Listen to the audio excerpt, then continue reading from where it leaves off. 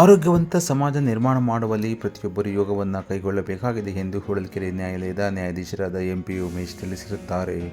ಅವರು ಹೊಳಲ್ಕೆರೆ ಪಟ್ಟಣದ ವಕೀಲರ ಭವನದ ಆವರಣದಲ್ಲಿ ತಾಲೂಕು ಕಾನೂನು ಸೇವಾ ಸಮಿತಿ ಹಾಗೂ ವಕೀಲರ ಸಂಘದ ಸಹಯೋಗದಲ್ಲಿ ಹಮ್ಮಿಕೊಳ್ಳಲಾಗಿದ್ದ ಯೋಗ ದಿನಾಚರಣೆ ಕಾರ್ಯಕ್ರಮಕ್ಕೆ ಚಾಲನೆ ನೀಡಿ ಮಾತನಾಡಿದ್ದಾರೆ. ಪ್ರತಿಯೊಬ್ಬರು ದೈಹಿಕವಾಗಿ ಹೆಚ್ಚಿನ ಸಾಮರ್ಥ್ಯವನ್ನು ಹೊಂದಲು ಯೋಗವನ್ನು ಕೈಗೊಳ್ಳಬೇಕಾಗಿದೆ. ಯೋಗದಿಂದ ಉತ್ತಮ ಆರೋಗ್ಯವನ್ನು ಸಂಪಾದನೆ ಮಾಡಲು ಸಾಧ್ಯ.